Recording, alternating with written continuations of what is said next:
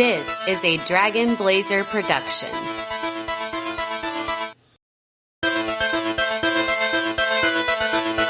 This is a Dragon Blazer production.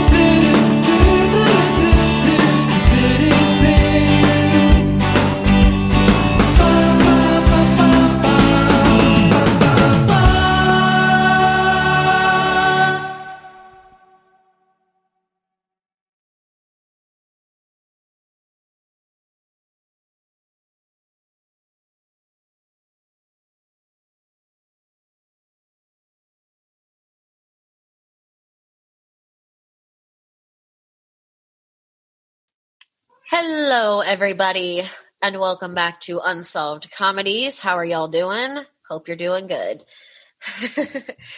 Well, here we are, yet again, with me, your host, Kizea, and my co-host, Stefan. And we've got an extra special guest, guys. Good guest. Yeah, the best, actually. Best, actually.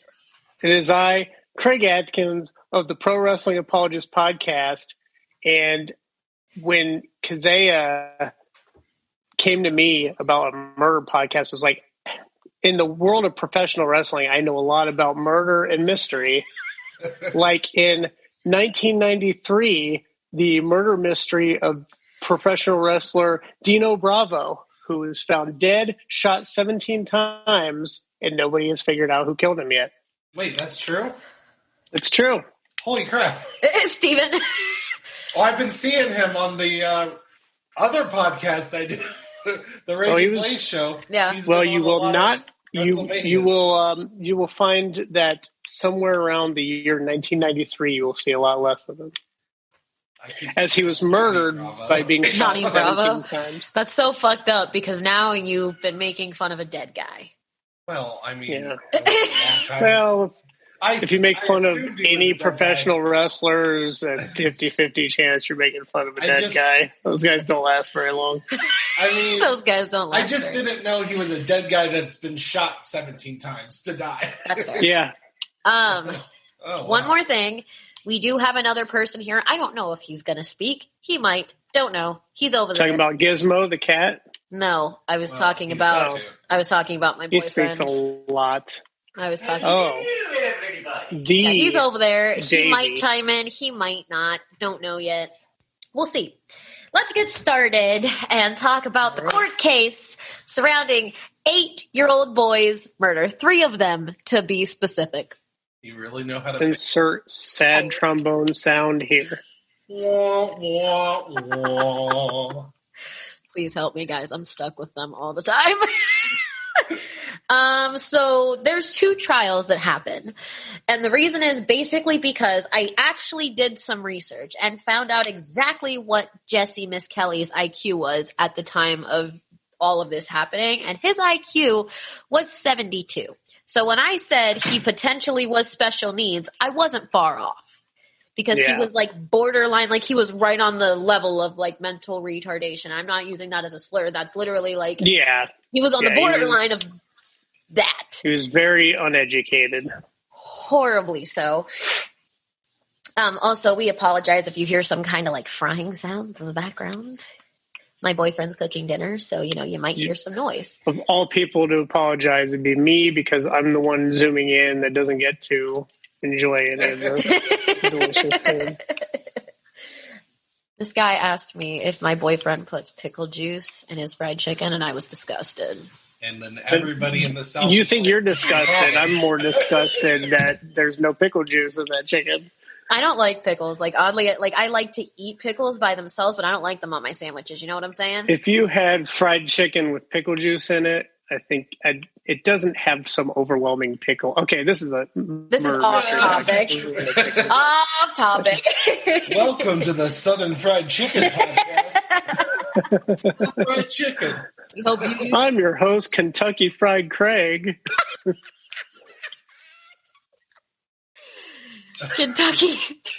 Kentucky Fried Craig. Can I call you that from now on for the rest of forever? The Colonel Craig Atkins. Okay, I swear to God, we're done. Okay. This is as bad as the KK Cave mentioned from last episode. This is an episode about the mystery of who put the pickle juice in the chicken. Okay. So the first thing we're going to do is we're going to cover Jesse Miss Kelly's confession, because this guy, who basically, from what I've read, had the mental capacity of a 6 or 7 year old. Yeah, he was very much like what's his name from Making a Murderer, that just wanted to know when he could get out to watch WrestleMania. Exactly, literally, like in this case, like I'm going to play a clip in a little bit where this guy literally talks about how Jesse was coerced in his confession. And it's his name is Dr. Oshie, and we'll get more into him in a little bit, but I'm going to play that clip and you guys will have a little more information. Let's talk about the confession first. So Jesse Miss Kelly is taken into custody on June 3rd. He's picked up at this chick's house.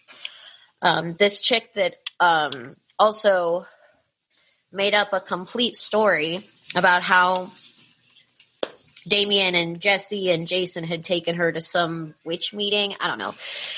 She was this was like at the tail end of the Satanic Panic. Exactly. So, and it's a huge part of why this case got the media attention that it got, and why they were convicted, and why the whole country had hated them so much. And yes. But anyway, so this lady, the police told her, "Hey, if you can make up a story and bring it to us as an informant, we'll give you the reward money that's supposed to go to somebody with information." And so she made up this story. They told her to talk to Damien and get information. She didn't get any information, but she wanted that reward money. She was a single mother in West Memphis, poor, and she needed the reward money. So she made up this crazy story and gave it to the police and got the reward money. But they actually, like the day before Jesse Miss Kelly was interviewed, they picked him up from this chick's house. And just the day before, she had said, "Oh, I don't feel safe around him. I don't want my son around him." But he stayed at her house that night. Yeah. Don't really know. Weird as shit, but here we are. So on June 3rd, Jesse Miss Kelly is taken into custody, not arrested, taken into custody for questioning. And from 9 a.m. to 2:45-ish p.m., he was questioned repeatedly for hours without it being recorded. Yeah. What happened from 9 a.m. to 2:45? Nobody knows, because they didn't record anything. And I don't know, like, if you know common practices for probably a whole lot of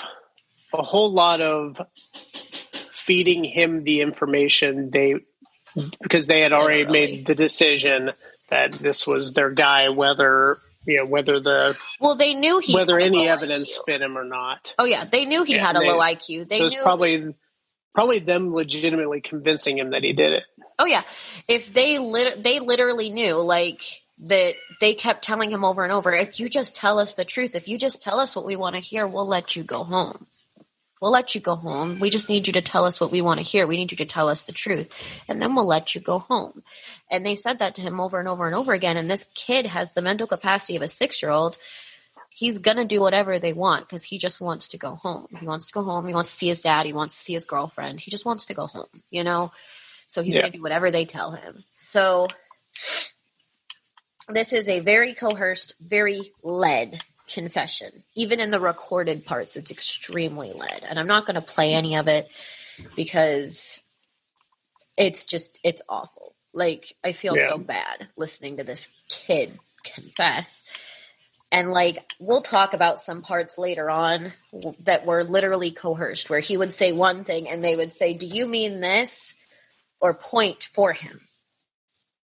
Yeah. So, very coerced, very led, bad. I do think the police did genuinely think that he was involved, but they were not going to use the right tactics to get him to confess it. They were going to make sure that confession, lazy police work. Yes. So at 9 a.m., Jesse Miskelly arrives at the West Memphis Police Department. And just so we all understand each other, I'm using pretty much the same sources that I used last time. This is Stephanie Harlow's timeline because I couldn't find a timeline. So I am borrowing this information from her, but she breaks down everything into pieces. So at 9 a.m., Jesse gets to the police station, right? Cool, fine. Between 9 a.m. and 10:45, we don't know anything that happens. Nothing. At 10 a.m., the pre-polygraph interview happens. And that's where they're like, they ask you the same questions that they're going to ask you in the polygraph and the same question that they're going to ask you after the polygraph. And then at 11:15, they have to leave the police station. And Jesse goes with them, and they have to go find his dad because Jesse's still a minor at this time. I think he was 17.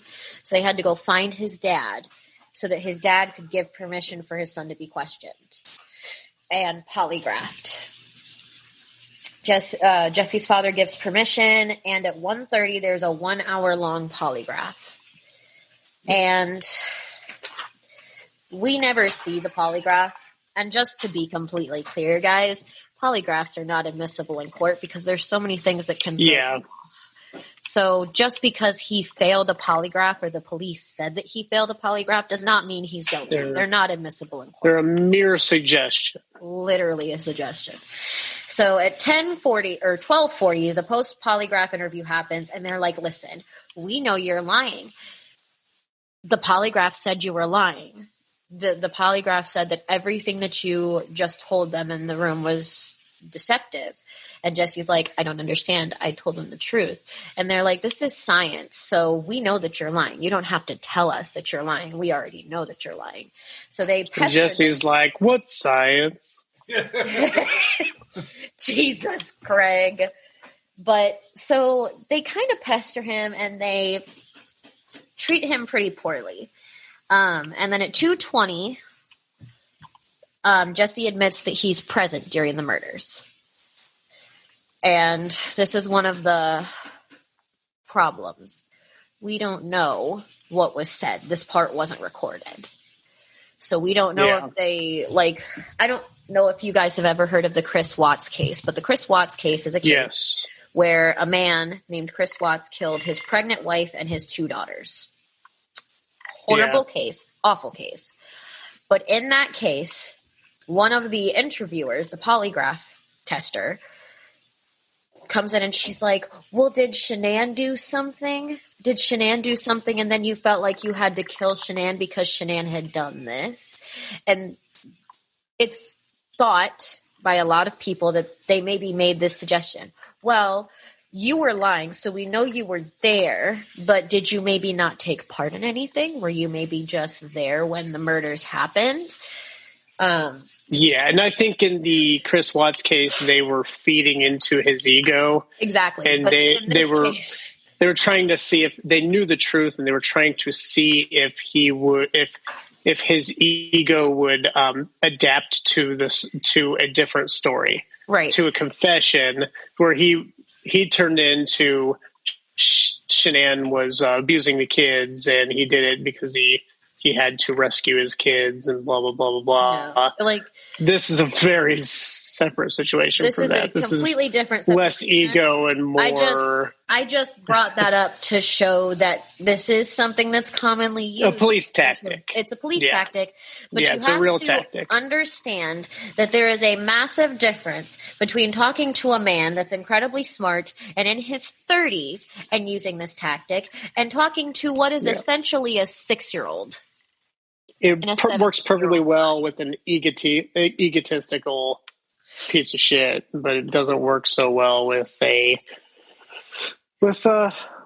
poor dumb kid. Okay. in the nicest way possible. I take it the police are aware that he's not exactly the brightest. Yeah. Oh yeah. They 100%. Are completely aware. Like, you listen to this kid talk, like. We might listen to him pause talk, in a little bit so aware. that I can play you a clip of him talking, but you listen to this kid talking. You can tell just from hearing him speak. He's not very bright. He's not bright at all. Like, he's literally... He reminds me of, like... He'd be easy to convince that he murdered someone and didn't realize that he murdered someone. Exactly. Like, that's where we're talking about. So, finally, at 2:45-ish to 3:18, we have the first recorded interview. And that first recorded interview is where they do a lot of suggesting to him. And they're like, what happened here? Did this happen? When did you go do this? There's a lot of leading in this first interview. And then the second recorded interview happens about 30 minutes later, and there's just as much leading and just as much coercion and just as much suggestion. And they actually give out information that they shouldn't give out. And then after that in the evening, at about 10:30, Jason Baldwin and Damian Eccles are both arrested as a result of Jesse's confession. Now, I do want to talk about one other tactic before we move on. The other tactic I want to talk about is something that I call the circle tactic. I don't know the technical name for it, but I call it the circle tactic. And what it is if, let's say that you're on trial and I'm interviewing you, and I draw a circle on my paper and I put 3 X's in the circle in this case, and then like 70 and that's where Jamie sees it and says, well, that's clearly a square. Well, so let me draw the picture. Do I have a pen out here? Do you have a pen? Hang on, I'm getting a pen because I feel like it would be easier to show this tactic. I could zoom you a pen, I would, but if I could zoom you a pen. Thank you, honey. Not very helpful. So this tactic essentially looks like this. Circle with 3 X's in it, and then a bunch of other X's outside the circle. And they tell Jesse, who has the mind of a 6-year-old, right, that the people inside the circle are the problem. The people inside the circle are the bad guys, right? So do you want to be inside the circle with the bad guys that are going to go to jail and get life in prison and get the death penalty? Or do you want to be outside the circle with the 50 other X's that are police? That's basically what the tactic is that they used against somebody with the mental capacity of a 6-year-old. Yeah, it's the snitch on your friends. I wouldn't be in the circle. Snitch on these. I wouldn't be in snitch on these guys, and well, of course, and you'll get your freedom. Exactly, and like you have to think, and this is all done by Gary Gitchell. The first recorded interview is done by Gary Gitchell. We talked about him in the first episode. He's sexiest name. But he does this circle tactic, and he's like, do you want to be in the circle with the bad guys, or do you want to be outside the circle? And of course, Jesse's got like the mind of a 6-year-old, and he's like, I don't want to get in trouble. I want to be outside the circle with the good guys, right? And Gary Gitchell's like, then you need to tell us the truth and tell us exactly what happened. And that's when Jesse starts responding to the tactics that they're trying to use. And he starts doing what they want him to do and saying, probably with information that had been spoon-fed to him during that time that is unaccounted for. So when we actually talk about the trial, we talk about a guy named Warren D. Holmes, and he worked on the JFK and Martin Luther King murders, both of them. So very high profile dude, right? Yeah. Definitely has a background in, forensic whatever the fuck. And he said that he believes somebody like Jesse. That's what the actual study is called, forensic whatever the fuck. Exhibit forensic whatever the fuck. But he says that somebody like Jesse would have done anything to go home at that time. He really didn't want to harken back to Brendan Dassey. I remembered his name now. Just wanting to get out of there to watch WrestleMania. Yeah, literally. Let me play a clip real quick. This is that thing by Dr. Oshie that I was talking about. I had Dr. Oshie. I'm trying to find it because I did have it written down somewhere. There it is. Okay. So let me see if I can pull this up real quick. It's in my notes. And basically he's talking about Jesse being misled, or Jesse being led to a severe degree in this confession. I have to put it up. Steven, sing when there's silence. Yeah, I requested. Thank you. There's no dead space. Steven, please sing. Okay, so because my tactic has been to basically, I can't go to the timestamps, so I've basically just been commenting the timestamps that I need so that I can pull them up with ease quickly.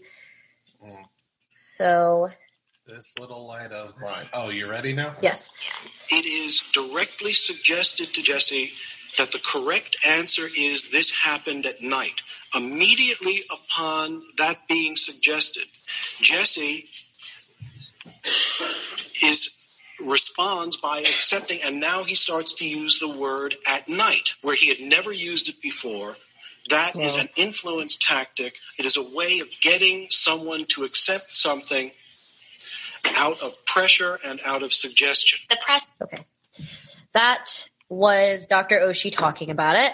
That was a clip that I actually had to use from Stephanie's video because I tried to find it independently, and it's from the middle of the West Memphis Three Paradise Lost documentary.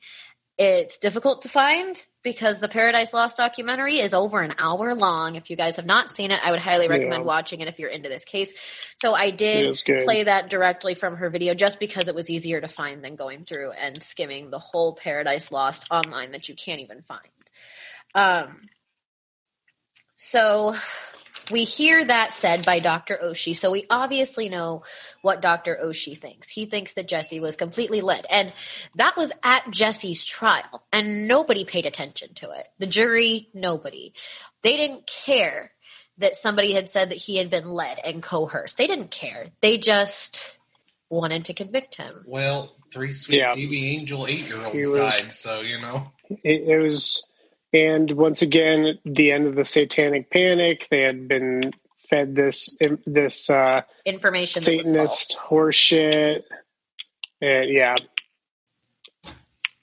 it's a public is easy to sway when there's a public Satanic Panic.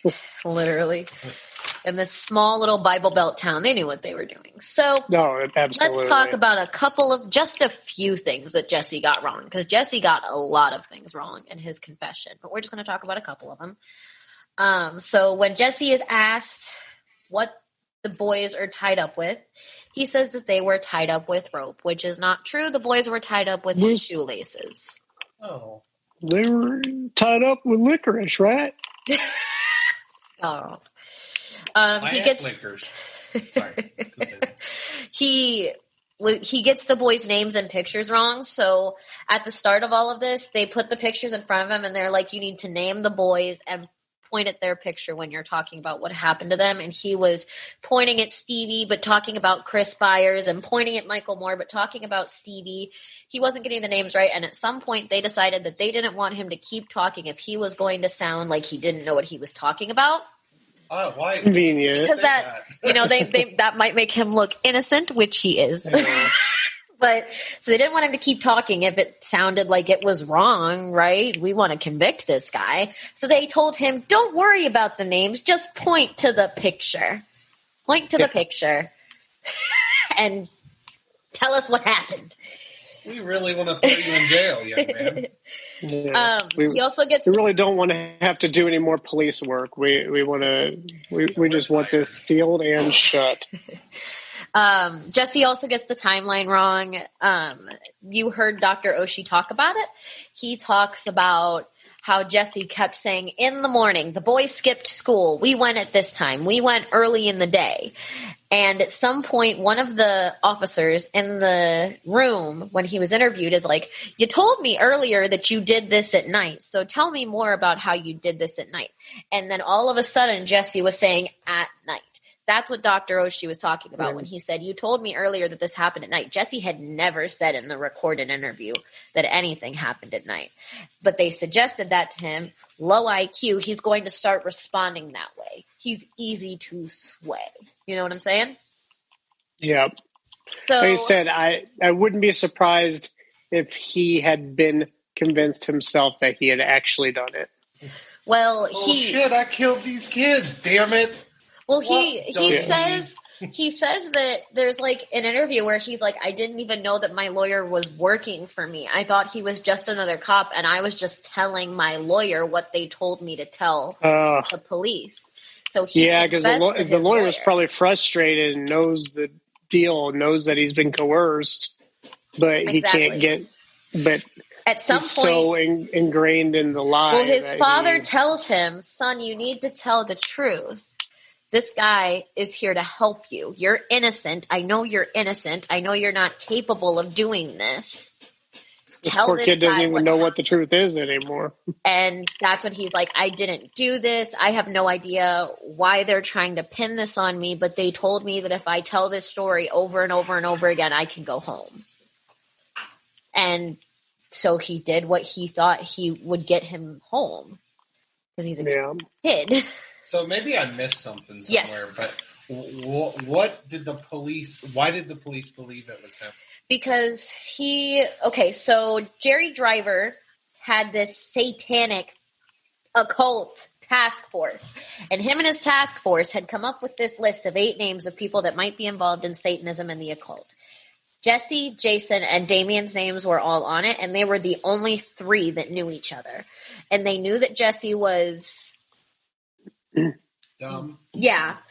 Low IQ, so they decided that they would focus on Jesse, and they really wanted Jason and Damien. They didn't want Jesse. They just knew that they could get Jesse to confess to whatever they said. And Stephen, if you know anything about what the Satanic Panic was, it was a largely manufactured. Like there was, I don't think any of the cases that were considered part of the Satanic Panic were actual real things that happened. Well, and it was where people. Go ahead. Sorry. You have to remember that like the Satanic Panic took place probably in the late 80s, mid to late 80s. This was at the tail end. And what sparked the Satanic Panic was everything that we talked about in the first episode. We talked about the Manson murders happening in the late 60s. Yep. We talked about Anton LaVey writing the Satanic Bible. We talked about Aleister Crowley. It all largely came from Jerry Falwell. And like all of these things happened. So then people became terrified of the occult and the Satanic Panic, and people fed off of that. It was the entire nation, but even more so the Bible Belt. They just thought, Satanism meant you're drinking babies' blood and you're literally, you're killing little boys. So it was all wrapped so they up literally into that. just used Jesse. There's no reason that they have to think that Jesse did anything. There's nothing tying Jesse to the crime scene. Evidence that he was there. Nope. Other than he was the creepy kid in town that everybody thought was going to be a murderer someday because he... No, that's Damien. Because he dabbled in... Oh, yeah, Jesse, okay, you're right. Jesse was friends with Jason. An associate. And he knew Damien through Jason. So they knew that they had a link to the guy that they really wanted, which was Damien. And they knew that Jesse was stupid. And they were like, let's take him in for questioning and we can get him to say whatever the fuck we want him to say. They probably they were legitimately after Damien because they probably did think he was involved. So they were going to go after his dumbest associate. his dumbest, not even a direct associate. When you want to go after Two-Face. Literally. It was awful. Sure. At some point, and you remember when I said that there's literally a point where he is coerced and you can hear it. I'm not going to go through and find the clip because, like I said, I don't want to put this kid being manipulated out there. If you want it, it's not difficult to find. There is a point when Jesse is asked where the boys were cut. And he says, this one was cut here, this one was cut here, and this one was cut on his bottom. When I say bottom, what do you think of? Well, the ass cheek. But. Now, the police officer then says, do you mean here? Do you know what a penis is? Was he cut on his penis? Is that where he was cut? Is that what you mean when you say bottom, is that he was cut on his penis? And then Jesse immediately says, wait. Yes, that's where he was cut. Were they cut on their penis? We talked about Chris Byers being castrated. One of them was castrated, but I thought you said it was a snapping turtle that it was. Off. It was, but these guys are convinced that he was castrated. It was, but because of no, they didn't. Yet? No, this is okay. Yeah, it's fine. Yep. But if I said if somebody with the mental capacity of a 6-year-old said, he was cut on his bottom, I'm not going to be like, do you know what a penis is? Is that what you really mean? Was he cut here? He was cut on his penis, wasn't he? And was he cut in his groin area? Oh, yeah. Like he was led. Like that is one of the key points to seeing that Jesse was very led and very. Sounds like really shitty police work. Awful police work. I believe we talked about this in another episode. We did. Fuck the police. There's also one major thing that Jesse gets wrong for all of you anti-West Memphis Threeers out there. Do you guys think that these kids are guilty? Jesse claimed that the 3 boys were raped, and there is no evidence. The boys were not raped. Even when they did their autopsy and the original autopsy, which was complete bullshit, there was no evidence that the boys were raped. And Jesse said that the boys were raped, and as you mentioned, I think that the boys were killed after they got naked themselves. Because the boys probably got naked to go swimming in the water. 8-year-old boys that want to go swimming in a creek might take their clothes off and their underwear just might come off with them. And as you had mentioned, the thing that people looked at as being the most sexual part of this murder was the snapping turtle. Was the snapping turtle, which they had not been associated with a snapping turtle yet. It had been associated with a sex crime of passion. Exactly. But it wasn't. It was a snapping turtle. Right. So after all of this happens, not a very convincing case, if you ask me. Not a convincing case at all. But Jesse is found guilty on February 4th. So they got out quickly, right? Huh? They got out quickly, right? The jury? Yeah. No, the West Memphis Three. They got out quickly because it was not a convincing case. No. No. They spent 18 years in prison. Oh. Well. Steven, God damn it.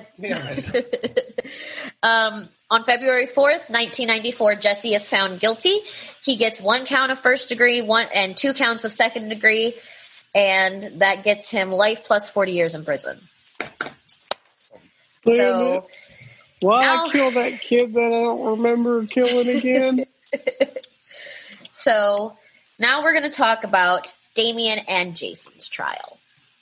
And this is where shit starts to get fucked. Wacky. Crazy. So let's talk about the first thing that we have is an expert witness.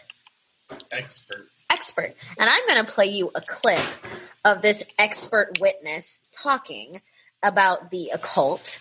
And let me tell ya, not fucking convincing. Not by a long goddamn shot is it convincing. Not horribly expert. Bad expert work. Bad. Hello? Is it me you're looking for? Okay, hurry up. I'm getting there. I have to. Looking for you, Steven. Sorry, hate to tell you, but he's right. Are you looking for Stephen Craig? He's easy to find. I wasn't hiding. He's easy to find. If I step outside my house and look over in that direction, I might be able to see him over the horizon. All right, I have this pulled up. I'm just going to click on that real quick to bring it back to the original point. Called overtones or Oh, sorry. Literally thought that was Davey for a second there. Davey's not an occult expert. No, he's not. Are you an occult expert? Sounds like he's a chicken expert, except he doesn't use pickle juice. I have read the Necronomicon. No? Okay, this is at the beginning of Paradise Lost. in looking at young people involved in the occult, do you see any particular type of dress? I have personally observed people wearing black fingernails, having their hair painted black, wearing black T-shirts. Awful. Sometimes they will tattoo themselves. Good Lord Almighty, no. Jesus. Tattoos. Make it stop. Make it stop. Black shirts, tattoos. That This sounds guy's like name. all of my friends are in Christian rock bands. They all wear. Hail Satan, indeed.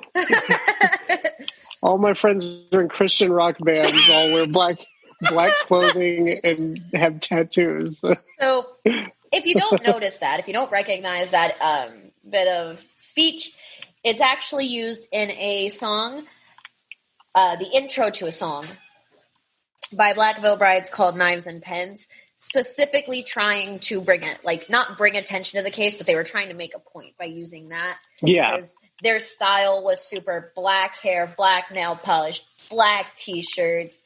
They drew stitches on their face, emo? white face paint, screamo, kind of. At the time, they were screamo, very screamo, but now they're more of a metal type deal. But it was. I believe they murdered someone, didn't they? Huh? No, they. So they were Satanists that murdered people. Clearly, from the description that I'm hearing. Yeah. Satanists. This guy's name is Dale Griffiths, and let me tell you, he's basically a mail order PhD. Okay, because he had a PhD in the occult, and that's what made him an expert. Mail order PhD. That's what. Oh, okay. We're talking about a different PhD. Okay. We're talking about a different PhD, Craig. Sorry to disappoint. I know you like pretty hot dicks, but that's not what this is.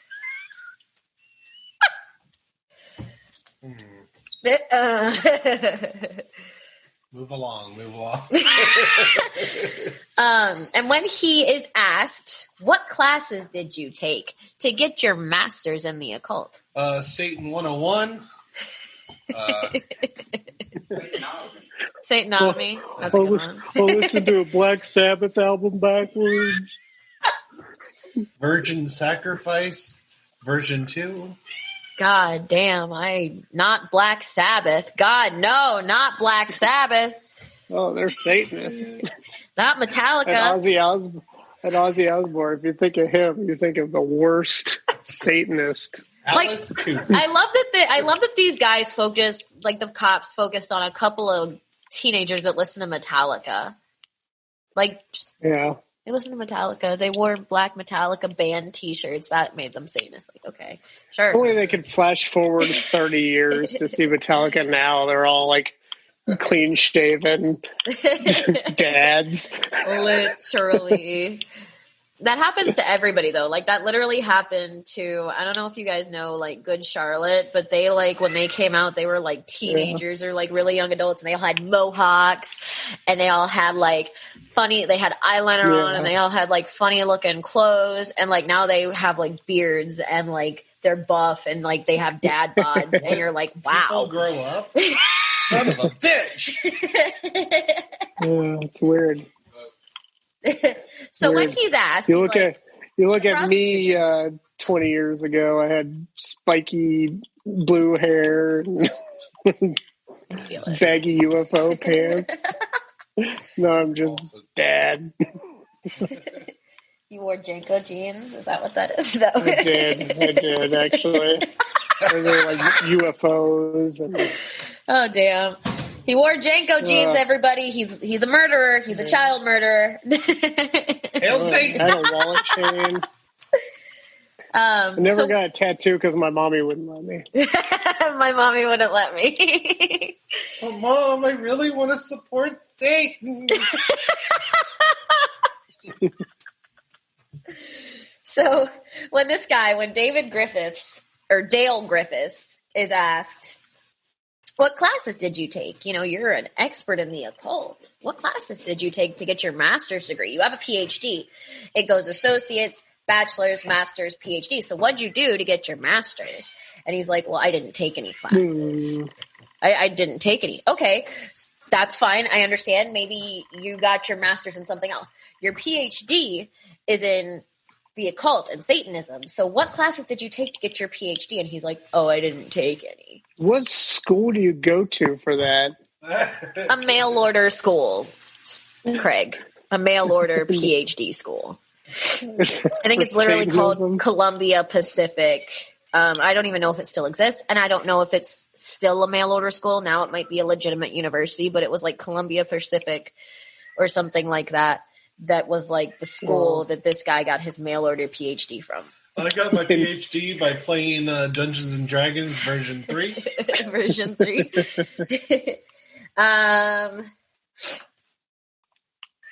So then we have a guy whose name... Shut that cat the fuck up.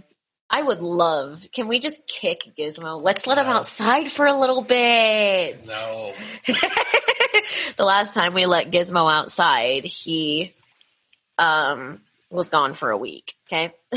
Also, that was a joke about kicking cats. I have 2 beautiful fur cat babies, and I would never kick them. It was a joke, I have 2 beautiful cats, and I love all cats, but I really still want to kick Stevens right now. So I don't even know if Gizmo's the one meowing. I mean, the only other option is Pumpkin, and Pumpkin doesn't talk like that. Pumpkin's over. Oh, it is Pumpkin? Yeah, he's over. Shut up, Pumpkin. I love you. Mommy loves you, but shut up. Mommy loves you, but shut up. Thank you. So Michael Carson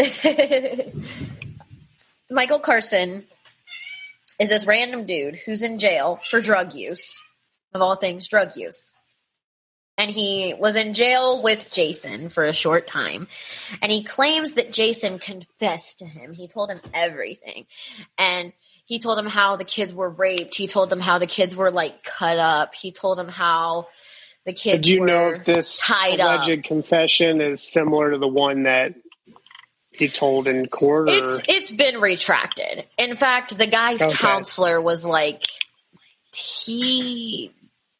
I discussed the details of the case with him because he was just curious what was going on with the case. So I told him a little bit about the case. That's how he knew that the boys were allegedly cut. And that's how he knew that the boys were tied up. And that's how he knew this. And that's how he knew that. Because his counselor came out to the court and was like, listen, buddy, this is not real. He has been planning this for a while. He wants to get out of jail early. So you think it was more him just making up off the top of his head rather than him questioning him himself to get see what he would say. I think that he talked to his counselor about the details of the case because that's what the counselor says is that they talked about the details of the case, right? Cool. Okay. So they talk about the details of the case and then Michael uses all of those details that he talked with his counselor about to claim that Jason confessed to him. And he has also come out and he's like, it was all made up, and I know that Jason will never forgive me, but I'm sorry. I shouldn't have done that. I just wanted to get out of jail because I wanted drugs. So, yeah. Bad guy. So Damien's journal is another desperate guy. Desperate guy. Drugs are bad. Drugs are bad. So Damien's journal is another piece of evidence that is complete bullshit that's brought in to the court case. And the two things that they have him read from his journal is a William Shakespeare quote from A Midsummer Night's Dream, something about life being, I don't remember. It was like, life is a shadow, it's a tale told by an idiot, something like that. It's from A Midsummer Night's Dream. There's a clip of box of chocolates? No. I could find that. Oh, another idiot. That one, so we would have to wait for me to find it. If you want to start singing. Watch. I was gonna sing Metallica, but they'll probably get us some copyright. Bullshit. Do you want me to find the clip? I'll find the clip. I don't think they can get you on a copyright of something horribly rendered. Horribly rendered. I mean, it would be horribly rendered. It's coming from Steven. Every band, let's be it honest. would be Metallica. It would be Lars that comes after us. Yeah. God. Yeah, you're right. I guess it would be the one. Yeah, it'd be the one band like band I don't that care. actually would care. Like, oh. Yeah, it's a mess. It's a mess. I've got a lovely bunch of coconuts, diddly-dee. There they are, standing in the rain. It's in a row. Why were you adding rain into it? I don't know. I only know this song from freaking Lion King. Oh, jeez. Do you not know, like, any other songs from Lion King? Well, why that song? Why that a song you don't even know? Just popped in my head. Zazu sings it. Zazu is like the worst character in the Lion King. Zazu sounds like a random name I would think of when I am intentionally calling Kazaya by the wrong name. He's like, hi, Kazuki, Zazu, whatever though. Kazazu? Kazazu. Zazu was played by Rowan Atkinson, and he was great. Okay, shut up. Nobody cares. We're done. We're done with the Zazu talk. If we're really talking about good support characters, Iago was the best fucking support character. I want to hear it. Played by Gilbert Gottfried. Yeah. And have you ever heard Gilbert Gottfried's real voice? It's exactly like... No, it's not. Yeah. No, it's not. There's literally like a voice. There's a recording of a voicemail that he left somebody, and he's talking in his normal voice, and it sounds like it's odd because it's a normal voice. Oh. He has two different voices where he's got his low voice, and then when he talks loud is when he gets the... I always hear him in interviews on different podcasts I listen to. Let me see. I'm just at this point. There it is. Gotcha. Perfect. There it is. This is also from Stephanie's video, just easier to find than going through an hour-long documentary. Life is but a walking shadow. It is a tale told by an idiot, full of sound and fury, signifying nothing. That's from A Midsummer Night's Dream by William Shakespeare. Pure black, looking clear. My work is soon done here. Try getting back from me that which used to be. That is off a Metallica tape called Injustice for All. It talks about how warped the court systems are, stuff like that. So that's him talking about the quotes that were found in his journal that were evidence of him being a devil worshiper. Yes, William Shakespeare. Did y'all not know that William Shakespeare was a devil worshiper? No, that's true. Oh, yeah. Just at a time where anything remotely dark was considered...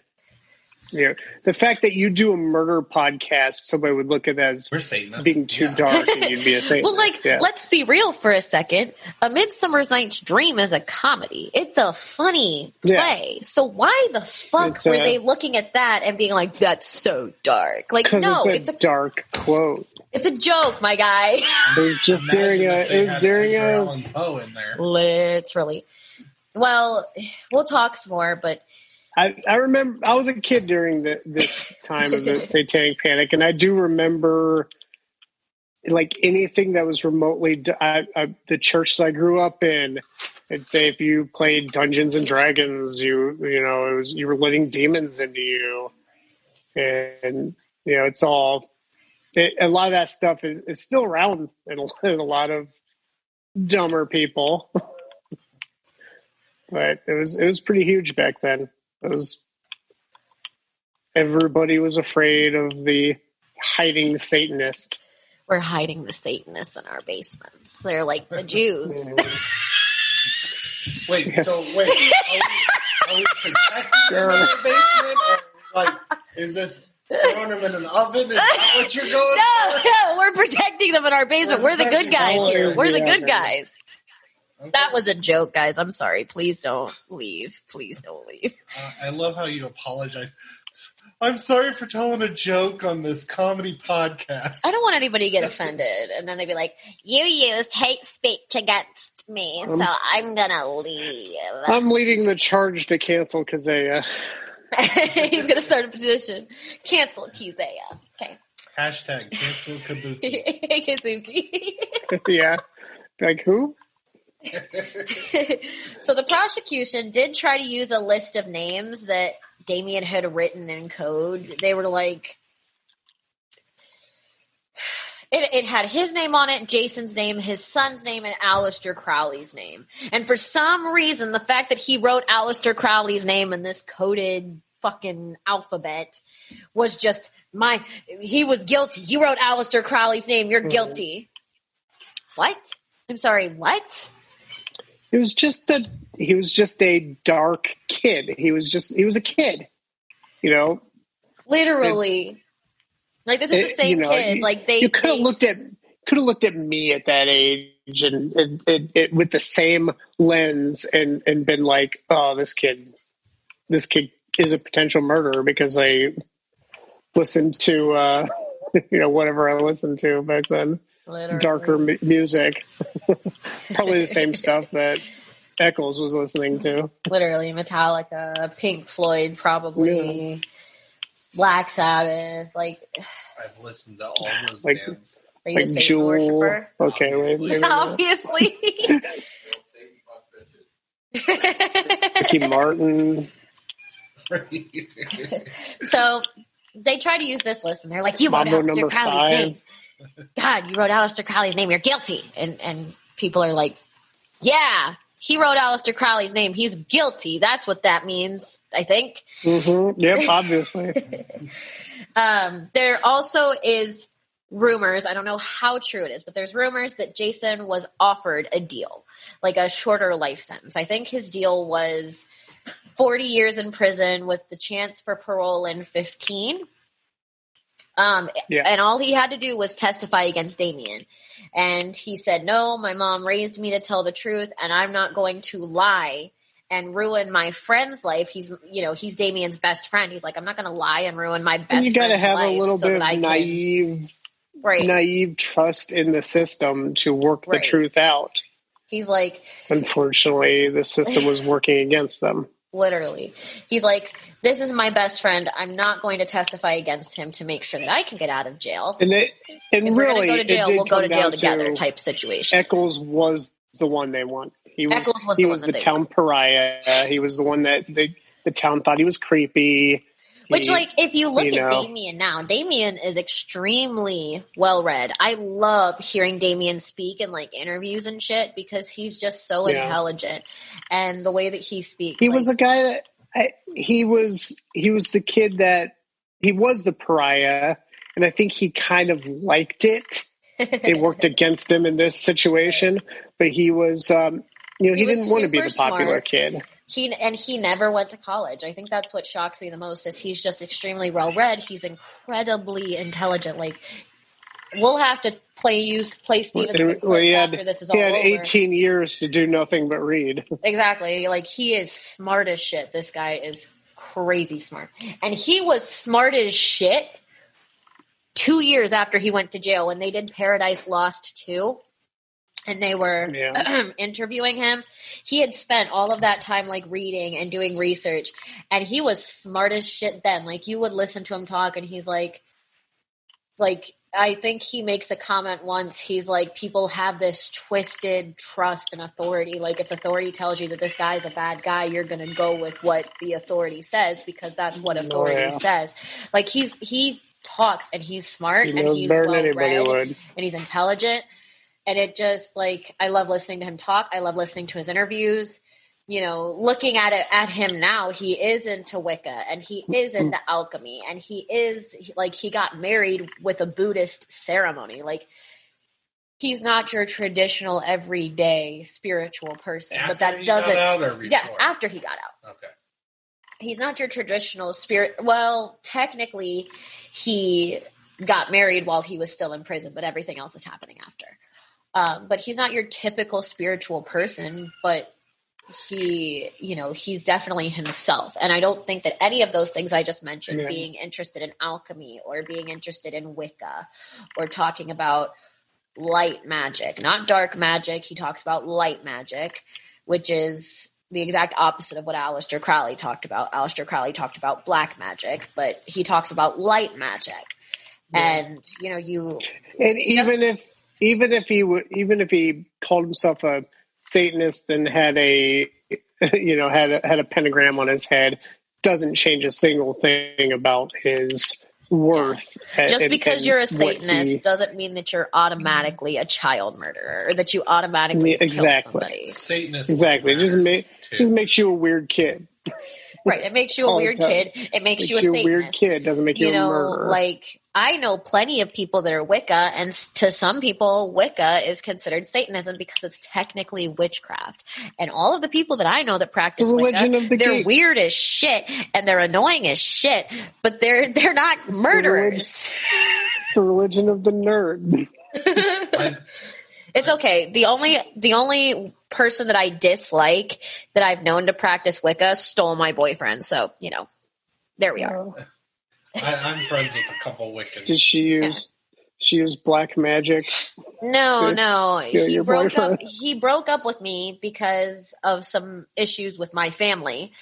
And she swooped in and got with him, and she was awful and annoying. And you could hear her voice and it just it literally would send me into seizures if I heard it today. It's awful. It's the most shrill, annoying voice I've ever heard in my life. Went up to him, was like, "Do you like trees? Do you like trees? Do you like trees?" Was that her pickup line? Was that the pickup line that Elena used? Do you like trees? Trees. Do you like trees? I don't know what kind of pickup lines Wiccans would do. That seems like it would. I mean, it doesn't. The look on his face is telling me that's not the pickup line that she used. I mean, the occult is fine, but I was just asking you. I was specifically asking you. Particularly works with tarot cards and quite truly believes in the flow. Yeah, literally. I mean, he's not a murderer. No, I mean specifically Elena. I'm not a murderer. I promise. Elena identified herself as a Wiccan back before you and I even broke up. I was just asking you if her pickup line was, "Do you like trees?" She was an idiot. Love that. Oh, you're talking about Davey. I thought you were talking about some other boyfriend. No. She stole Davey from me. Davey and I broke up, and she had been flirting with Davey the whole time that Davey and I were dating, and then we broke up, and she jumped on him. Huh? Davey. Yeah, months. She flirted with him for months while we were dating. It was awful.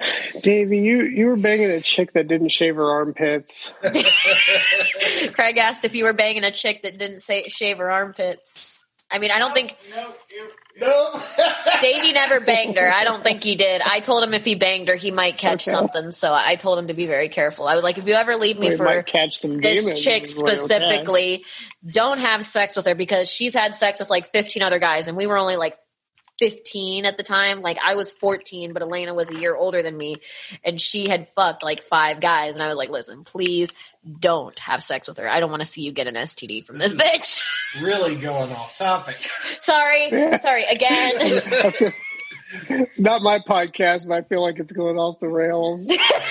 He's like, we're going to recenter. Okay. So Jason refuses this deal. I was just bringing up that I know Wiccans, and that is what Damien's involved in, and he is not a child murderer. I don't know if They ain't gonna steal your kids. They're just gonna steal your, or they ain't gonna kill your kids. I love Wiccans. Like, don't get me wrong. I love Wiccans. Wiccans are cool as shit. Like, you guys have some really awesome beliefs. I just dislike this one specific Wiccan that stole my boyfriend. All the rest of y'all are cool. I just don't like her. They're weird. So, on March 18th. They're weird and they smell like patchouli and they All right. That's enough, Craig. Stop attacking the Wiccans. Wiccans' lives matter, damn it. Only black ones, though. Are you done? Black magicians. Are you done? Are you done? I'm done. Okay. Go ahead. So on March 18th, 1994, Jason is sentenced to life in prison and Damien is sentenced to death. All the evidence that we talked about, such wonderful evidence, right? Put them in prison for life, and Damien spent 18 years on death row. And I imagine that can only be horrendous. Yeah. To spend 18 years of your life not knowing if you were the next one to go. Yep. Not knowing if you were the next one that was always thought it. I mean, sometimes it's worked out, obviously, like in the case of Damien Eccles. I always thought it was weird that it takes so long to get to that point. Well, and he says, like, there's an interview that I'm going to play a clip from. It's not, the clip that I'm going to play isn't from him. It's actually from Pam Hobbs and then also from John Mark Byers. But in the clip, he's like, I watched people go to their death every single day. I watched guys leave their cells, take their last meal, and not come back. And I didn't know if I was going to be the next one. I didn't know if I was going to make it out. You know, he even says before, he said in a different interview that he knew if he didn't take that Alfred plea, he was never going to see the outside of the prison because they would kill him. Yep. So crazy. I can't imagine what he went through with all of that.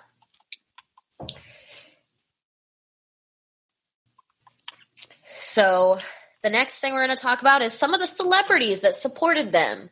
We got some guys from Pearl Jam. We've got Johnny Depp. And do you remember how I said that Terry Hobbs sued a chick from the Dixie Chicks? I do remember this. Natalie Maines is her name. You mean the chick?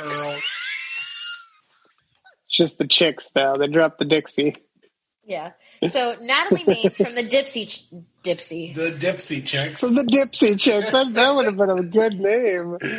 So the two people that I focused on were Johnny Depp and Natalie Maines from the Dixie Chicks, because Johnny Depp raised a lot of money for the West Memphis Three. And if you look at Johnny Depp, it makes a whole fuck ton of sense why. Johnny Depp was 10 times weirder than Damien Eccles. Yeah, and wasn't in prison for murder. He's a weird dude. He's weird as shit. I love Johnny Depp. Don't get me wrong. He's amazing, but he's weird as shit.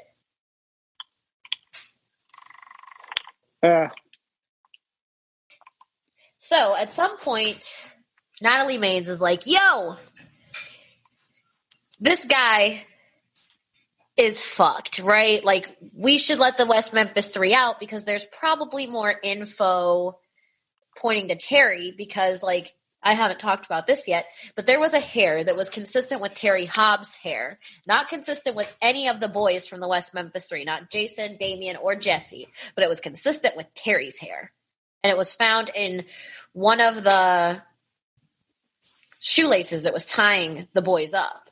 And actually, a hair was found from one of Terry's friends in another one of the shoelaces that was tying up another boy.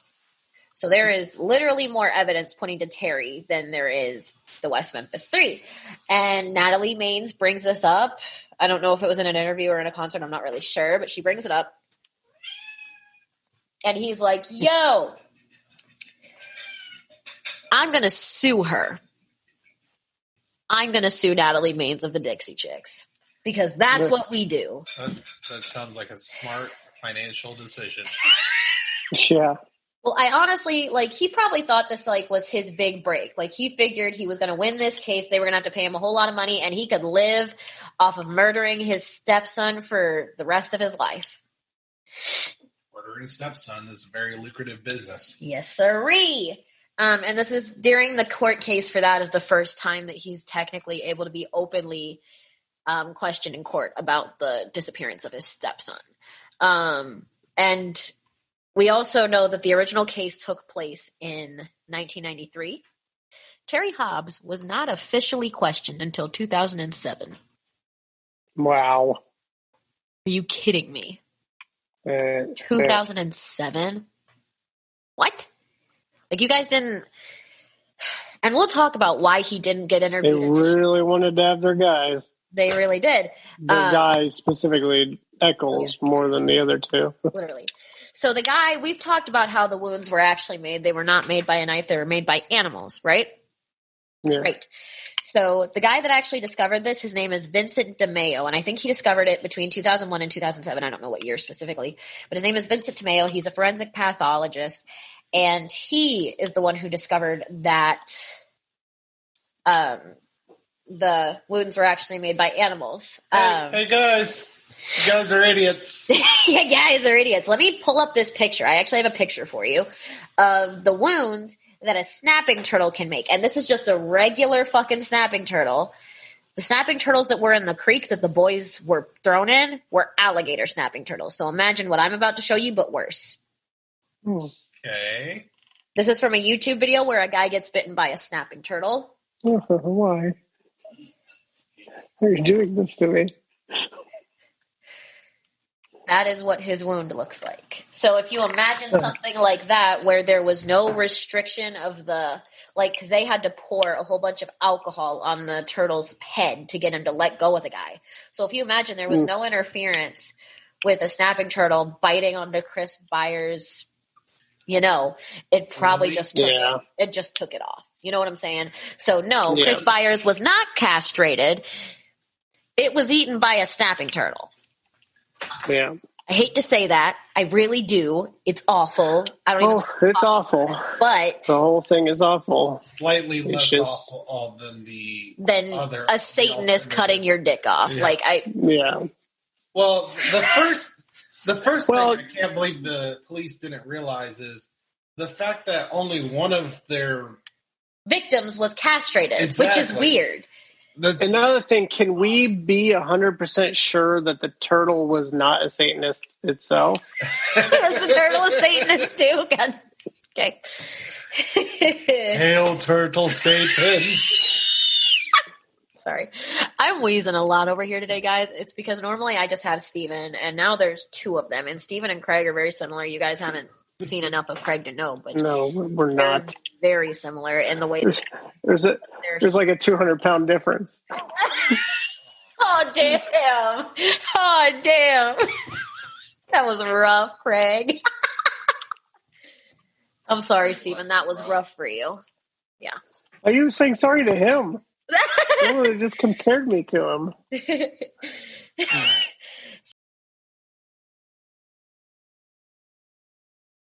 So David Burnett sounds really similar. I didn't do it. I did not have sex with that woman. What I miss? The last name that sounds similar to is Barnett, which is why I was nervous about saying it in the presence of my boyfriend, whose last name is Barnett. Oh, yes. So what Davey do? Burnett with the U. David Burnett.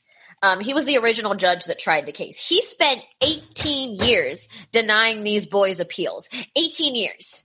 He just sat, like he was supposed to run for state senator, and he put off running for state senator so he could continue to sit on this court case and deny Damian Eccles and Jason Baldwin's appeals. Someone should take a snapping turtle to his penis. Can I do it? Get a satanic snapping turtle to go to town on them. If you can find a satanic snapping turtle, I'll let you put it on. I feel like that actually is the most common religion of snapping turtles. So he spent 18 years turning these guys' appeals down. And when he was asked to recuse himself, he he refused, and he said that this wouldn't have happened. He should have never let cameras in the courtroom, and this wouldn't have happened. So he knew that it was wrong, but whatever. Yeah. He's also an idiot. He said at some point, so when the prosecution gave in to the court of public opinion. Yes. Above all. So when during the original court case, the prosecution, or not the prosecution, the defense, I think one of Damien's lawyers, is trying to debunk the mail order PhD guy, right? Dale Griffiths, that's his name. He's trying to debunk this guy. And the judge says something along the lines of, I don't like this, because really you could have a third grade education and be an expert on something if you have other education that makes you an expert. And I was like, you can have a third grade what? A third grade, huh? And be an expert at what? Like, I was confused. I was really lost. Look Okay. at all those third grade experts down there. So, like, your cat's an expert in snuggles. That's about it. She snuggles him. It's valuable. It's valuable. So in 2007, Warner Spitz, who was on the JonBenet Ramsey case, and Richard Souverin, who helped get Ted Bundy convicted, they are both brought out as experts by Damien's lawyers in the new evidence that they have and the new experts that they have. So these two are high-profile people. Anybody involved in the JonBenet Ramsey case and anybody involved in the Ted Bundy case. You know what I'm saying? Uh-huh. Definitely high-profile people. These guys know what the fuck they're talking about, right? There's no DNA connecting the West Memphis Three to the big crime. TV cases of the century. Literally. Twice. And the knife that they claim was used wasn't even used. Let's talk about that knife for a second. I don't know if you guys have seen the picture, but was there's it a picture. turtle face shaped? No. So the knife, I don't know if you guys have ever seen the picture, but there's these divers holding a survival knife and their diving gear in like this lake, and they're holding this knife, right? And it's awful because the knife went into that lake a year prior to the murders even taking place. Wow. A whole year before. And they know that. They knew that it was in the lake because Jason's mother told them. She was like, listen, my son's innocent. He doesn't even have a knife. The only knife that he ever had, I threw out in the lake because I didn't want my son playing with knives. So the only knife he's ever owned is out in that lake, right? Wow. And it's been out there for a year, so there's no way he could have used it to commit these murders, right? Right. Found that knife. They went out into the water. He used that knife on these children. And then he went swimming for it. And then put it back in there. And so they go and then into the a snapping water. turtle came out with it and be like, "You looking for this?" So these divers go into the water and they find, like, they were only in the water for like 15, 20 minutes. They weren't in the water very long at all. They called the press beforehand. They were like, yo, come to this spot, my guy. We got the shit right here. It's going to be good. It's going to be great. Meet us there, right? So the press come and they come out of the water after like 15, 20 minutes of being in the water with a knife, and they hold it up like this, and the press gets that picture, and they're like, yes, guys, it's the shit. We got it. See what we got? This kills, right? This kills, right? So, yeah, it was just a mess because, like, they had no reason to think that the knife was used. It had been in the fucking water for a year. A year. I feel like this is another good time to bring up that fuck the police. Fuck the police. So, there's three other suspects besides the West Memphis Three. One of them is John Mark Byers. We've already talked about him. I don't think he did it. There's no reason. He had no motive. He loved his son very much.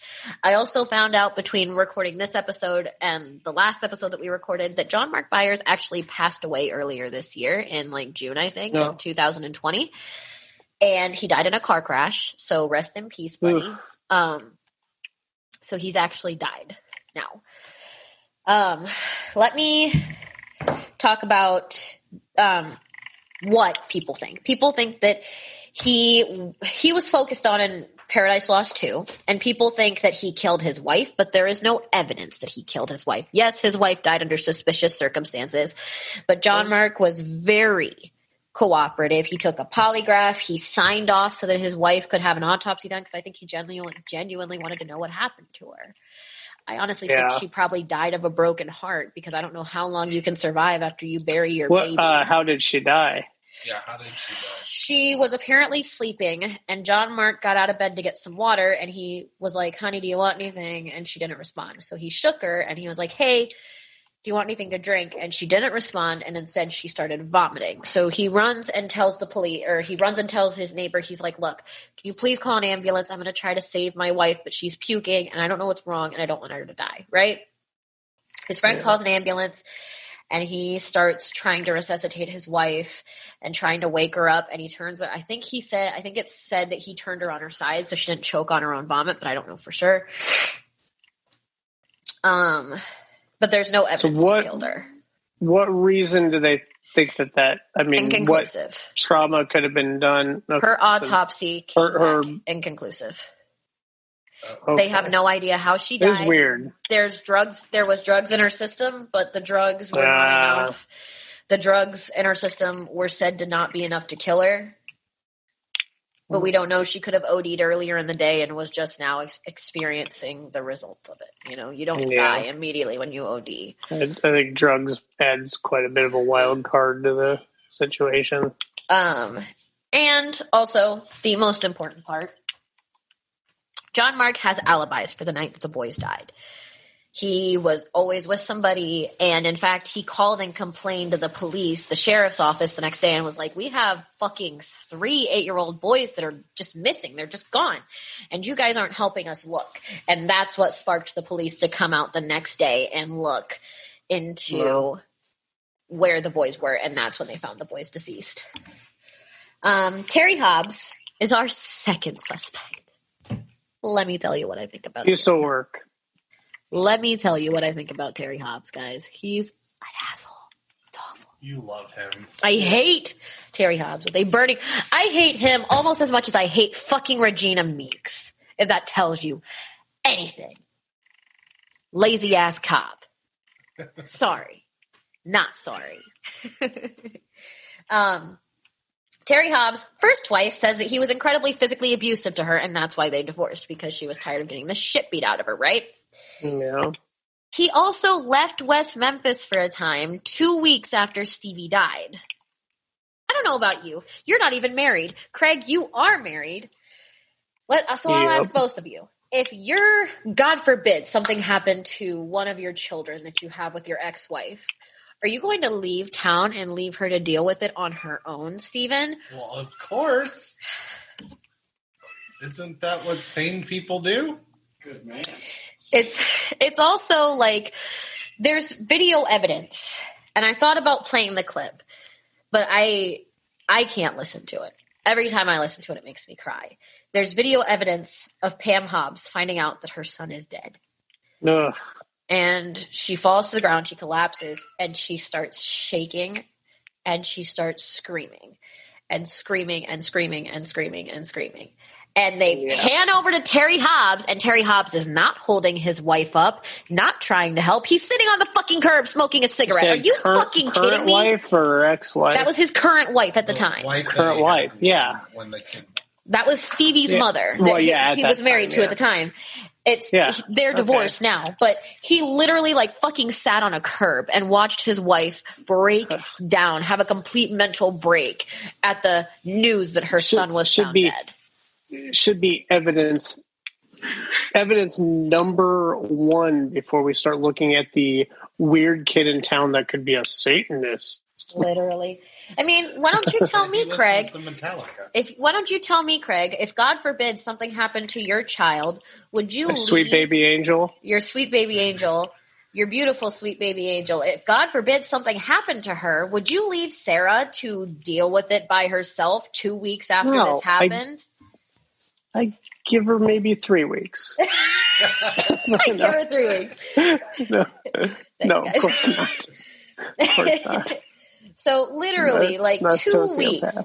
That's why Terry was never interviewed. Because when the police came around to ask questions 2 weeks after the death, after giving the family time to mourn, he wasn't there. He was in somewhere 120 miles from Arkansas. He's not here. He's probably innocent. Let's go. Question, do you know if there was another woman he was getting with? It's thought that he was cheating on Pam, but it's not proven. So I don't throw that in there because it's not proven that he was doing such a thing. Is it from that? It's just hearsay. It's like I want a fresh start. No, get this kid out this of the is way. not a Chris Watts. This is not a Chris Watts. Okay, it's not a Chris Watts. What they think, yeah, you knew exactly what I was thinking, Chris Watts. That's not what this is. Terry also killed Pam's brother. No, pardon?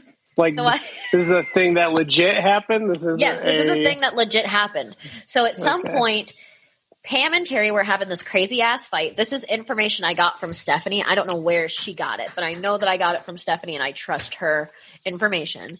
If you guys don't trust me, feel free to look it up. I couldn't find anything that corroborated it, but I know that she's read a lot of books on the subject, so she might have more information that I don't have. At some point, they're into a fight, right? Pam and Terry get into this fight, and Terry slaps the shit out of Pam.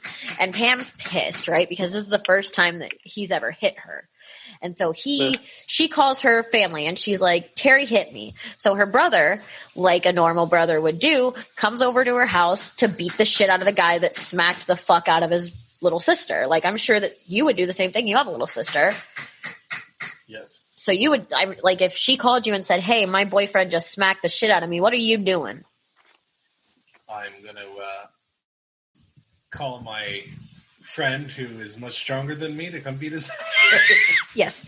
So his brother comes over, Pam's brother comes over to beat the shit out of Terry, I assume, right? Because that's the only logical explanation to, well, Davey,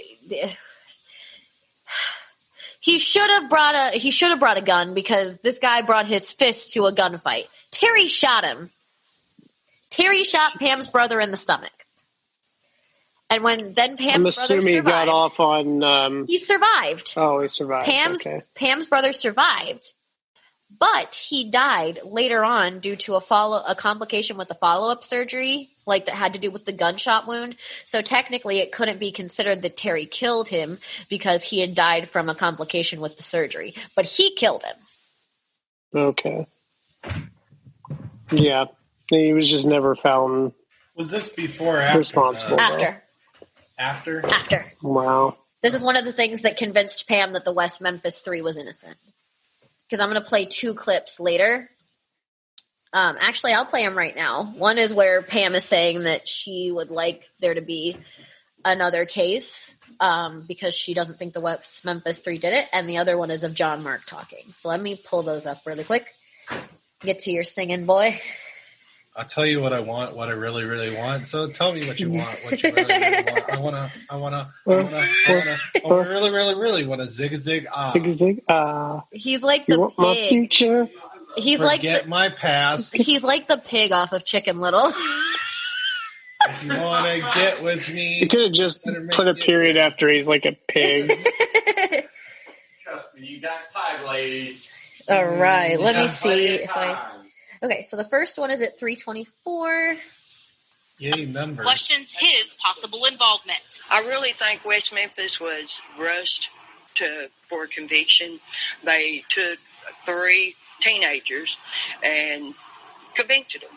I would like for them to look at evidence that has been presented to the court the past couple of years versus the circumstantial evidence that convicted the 3 men that are in prison.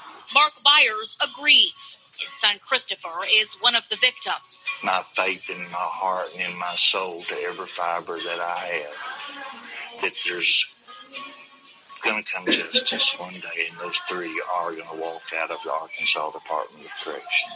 West Memphis.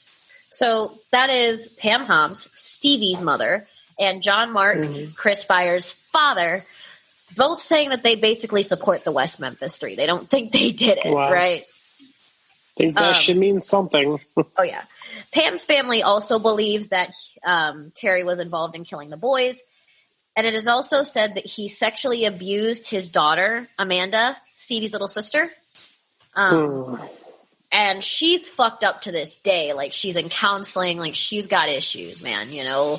She's trying to separate real memories with her brother from ones that her brain created because she was only 4 when he died, right? 4 or 5. So she's trying to work through it. And then she also claims that her father sexually assaulted her for a long time. He is also the last one seen with the boys. And the last thing is, sometime after Stevie's death, a knife was found. I think it was found in Terry Hobbs, like a safe or something, or like a tackle box that he had. I really don't know the circumstances. It was found in something that he had by Pam. And Pam, like, asked him about it. She was like, "That's Stevie's knife. What the fuck?" And the police asked him about it. And he was like, "Oh, I just didn't think that my son should have a knife. I didn't think that my son should play with knives. I didn't think that it was appropriate for an 8-year-old, right?" But Pam says that she swears she saw him with the knife the day that he went missing and is thought to have died. I think we mentioned this in the first episode. But she swears that she saw her son with that knife. And then she was super confused when he wasn't found with it. But she figured maybe the murderer stole it, or maybe it had gotten lost in the river, or maybe it had gotten lost in the woods somewhere. But then it turns up in Terry's safe. Like, she definitely thinks her ex-husband had something to do with it. Terry has also never been considered a suspect. Not once, ever. To this day. It's crazy. He should have been suspect number 1, right from the right off the bat. Literally, the moment. He also, let's talk about this real quick. He broke into his neighbor's apartment years before he was ever married, like when he was a young man. He broke into his neighbor's apartment and groped her while she was taking a bath. Jeez. He just broke in and she was taking a bath. Real swell guy. And he just started groping her. And she's like, "What the fuck are you doing?" And she starts screaming and he runs out of the apartment. And there's proof of this one. There's a police report that you can find about Terry Hobbs breaking into his neighbor's apartment and groping her. Disgusting. But let's go after the guys who like Metallica, literally. Have you guys seen the color of these kids' shirts? It's black. Ah, no. They're black. My God.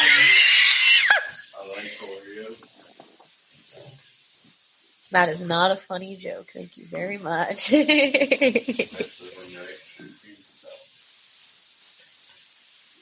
All right. Thank you. Let's also talk about one more thing. Terry Hobbs never cleaned. This is coming from Pam's sister, right?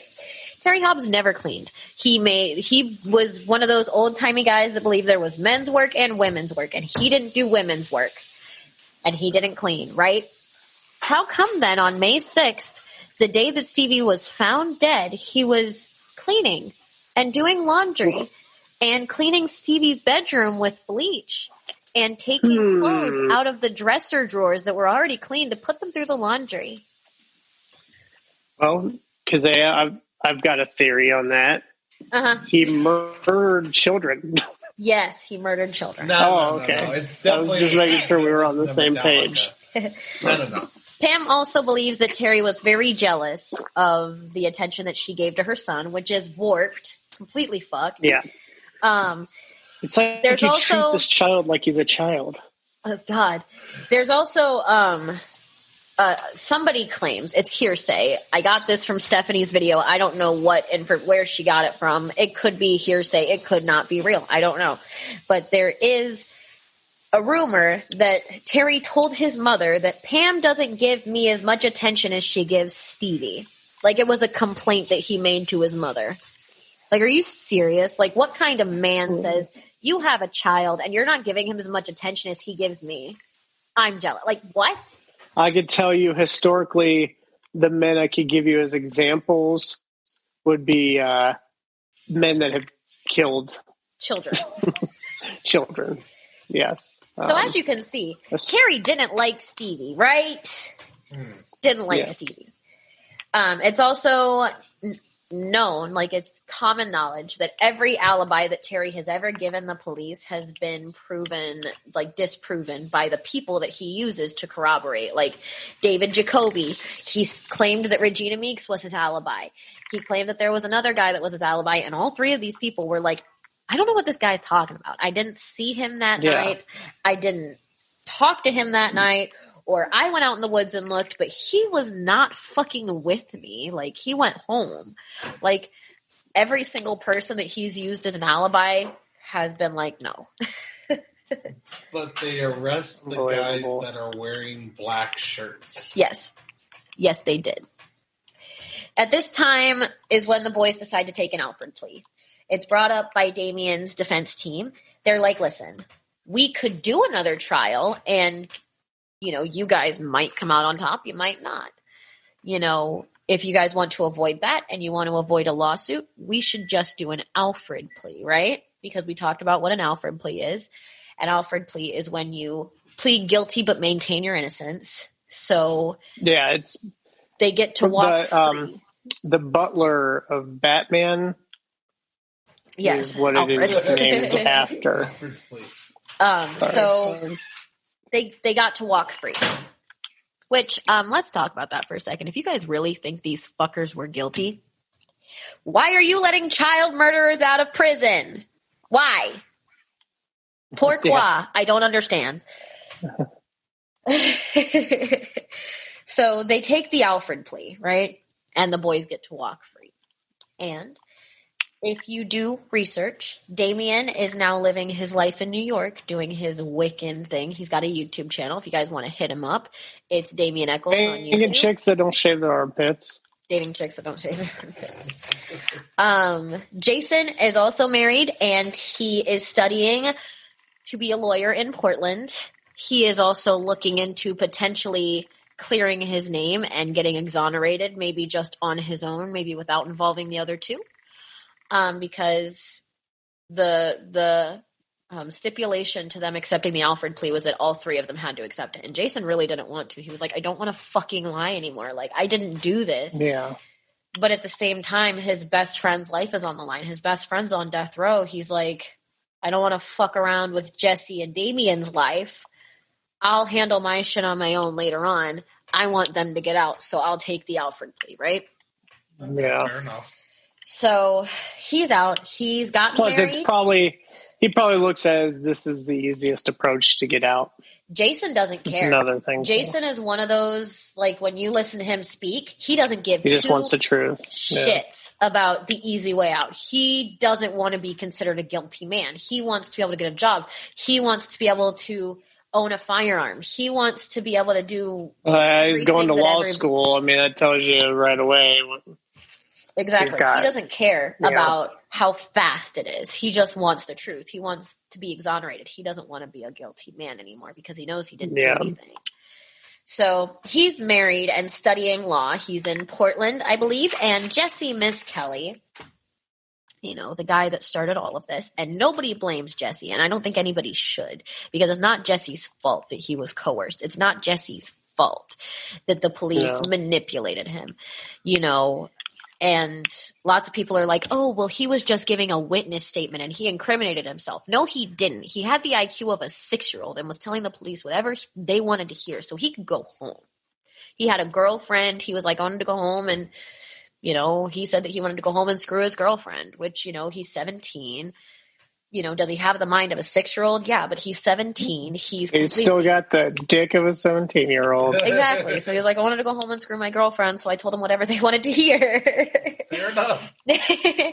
But Jesse stays out of the limelight. He really doesn't like talking to the press. He doesn't like giving interviews. He doesn't like talking to anybody. You can catch him, like, they have panel talks sometimes, 3 of them, where they all go and sit and answer questions. And Jesse will be seen in those. But other than that, he doesn't really like to be in the limelight at all. He does still live in West Memphis, though. He lives with his father, if I'm not wrong, because I think he needs the extra help, to be completely honest. So he lives with his father, and he stayed in West Memphis. I think we've made our theories pretty clear. Do you think we need a theories section? I mean, Terry, dude, they did it. I think it was the snapping turtle. Terry and that turtle teamed up together. Terry and the turtle. It was the Satanist turtle that did it. Honest to God, I really think that Terry did it. I think that Terry killed Stevie in a fit of rage. I think that Terry got pissed off because he wasn't home when he was supposed to be home. And I'm assuming with the other two boys just simply because they were there. Exactly. So he beat the shit out of his son, and I think he beat the shit out of his son or his stepson so bad that Stevie died or was unresponsive. And so he thought that Stevie had died. And so he either stripped all their clothes off or found them when they were naked swimming in the river. So let's assume that they weren't naked. He strips all their clothes off, takes the laces out of their shoes, and ties them up. And ties them up and throws them in the water to make it look like some kind of gruesome murder when it really wasn't. Yeah. I think probably that all of the tying up look like it could have been sexual. Exactly. Trying to make it look like a pervert or a Satanist did it. Literally. Because, the only kid that died before he was put into the water was Chris. And Chris was the smallest of the boys. So it's not crazy to believe that, the same level of beating that he put Stevie and Michael through killed Chris because Chris was the smallest out of all of them. Yeah. He was a little boy. And so, he beats the shit out of these three boys. Chris dies. The other two are unconscious. He throws them in the water thinking that they're dead. They drown. And then they're found dead the next day. Because there's definitely the most reasonable theory to me.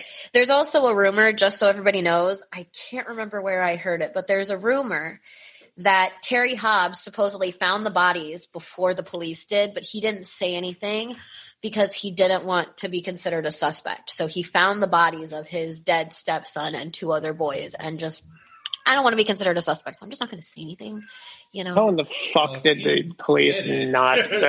He definitely knew where they were. Literally. He was the first.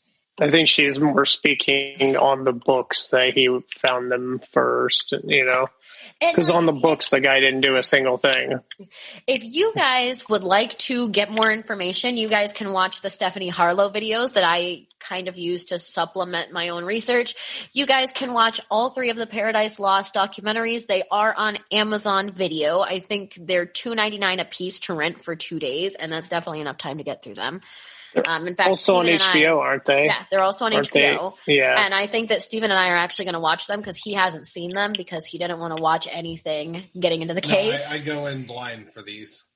So look into Stephanie Harlow's video about the West Memphis Three. She also has some other cool videos if you guys are looking into some stuff that maybe we haven't covered and maybe some cases that we won't cover. She does a lot of serial killer series and stuff like that. And she does really good information. She gives really good information. So if you guys want to look into her, please do.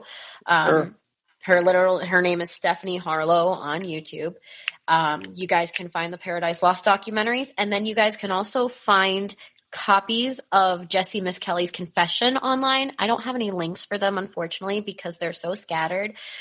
Probably just go in with it. an open mind, though, because a lot of the videos of Jessie Miss Kelly's confession that are out there are highly biased that he's guilty. So go in with an open mind. Remember everything that we've talked about. There's also Damien's books. I believe he has 2 of them. The one of them that I actually know the name of is called Life After Death. There's also West of Memphis, which is another movie based off of the case. And there's a movie with Reese Witherspoon called Devil's Knot. If you guys don't like the documentary and you guys would like a more theatric version of child murder and an unfair case, watch the one with Reese Witherspoon, I've never heard of that. I really want to watch it. Is it an older movie? Or? It looks like it focuses on Pam Hobbs a lot and Steve. Wow. And it would actually, I've always wanted to watch it. I just can't find it. Be interesting to see from that perspective. So there you go, guys. I've given you all the information and all the resources that I used. I guess the only resources that I can't give you are the clips that I used because they were from Paradise Lost and they were from interviews from from TV stations. So if you guys want those, you guys will have to go find those. I'm sorry. Do you have anything you want to plug, Stephen or Craig? We'll allow Craig to plug too. Let's do Craig first. Craig, do you plug?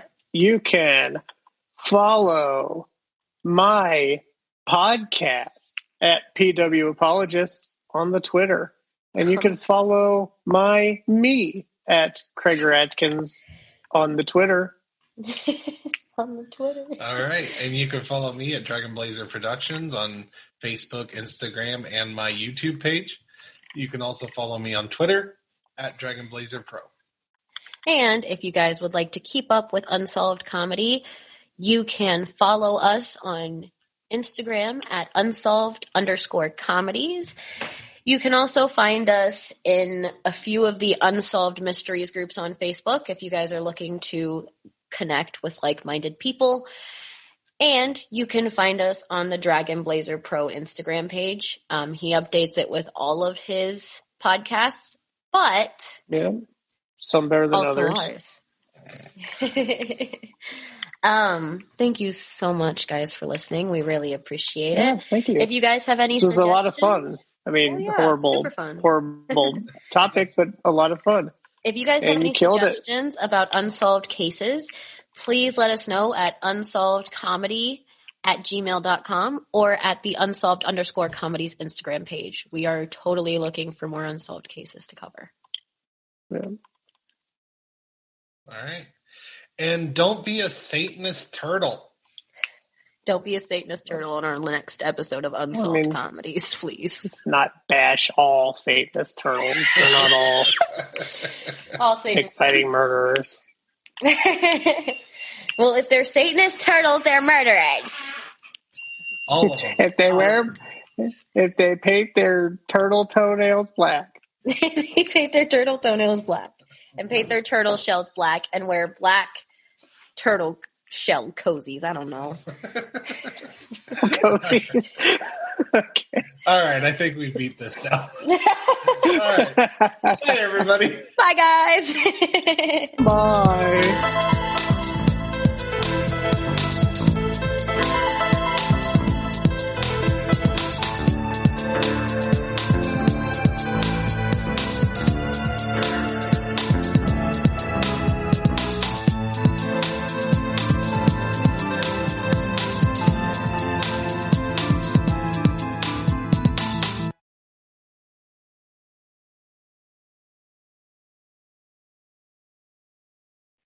Hey everyone, I'm Steven from many different podcasts like Drunk Like Me, Pro Wrestling Apologists, The Rage and Blaze Show, and of course, That Got Dark.